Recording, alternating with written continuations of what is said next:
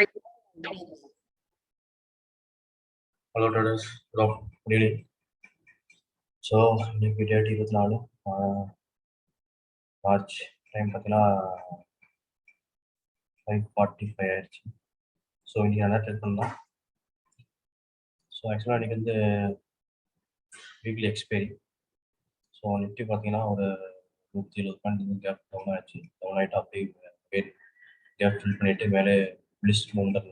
அப்போ டவுன் 40 வரைக்கும் லிஸ்ட் இருந்தது. அதுக்கப்புறம் பார்த்தீங்கன்னா பேங்க் நிஃப்டி வந்துட்டு ரொம்ப வீக்காக இருந்தது, மூவ் பண்ண முடியல. ஸோ அகைன் சடனாக ஃபால் ஆயிடுச்சு. ஃபால் ஆகிட்டு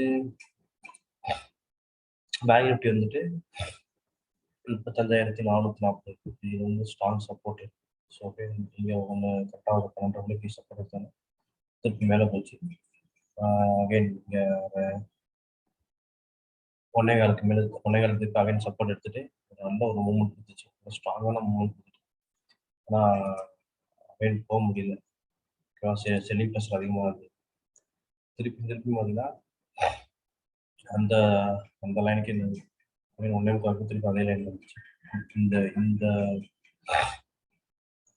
அப்புறம் ஒன்னே காலுக்குமே பார்த்தீங்கன்னா ரேஞ்ச் பவுண்டாக இருந்தது.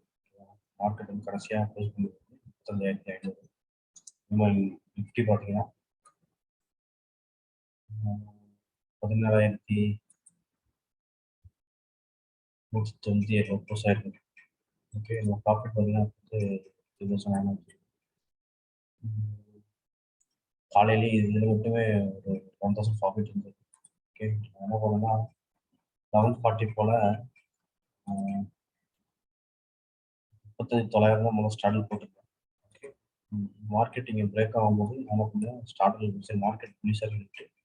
இந்த இடத்துல ஸ்டார்டில் எக்ஸிட் ஆகிட்டு 35,600 கொடுத்து வந்து நேக்கடாக செல் பண்ணியிருந்தேன்.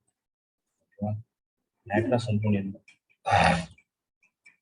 நேக்கடாக செல் பண்ணும்போது அகைன் எல்லாமே லாஸ் ஆகிருந்தது. ஓகே, ஃபைனலாக வந்துட்டு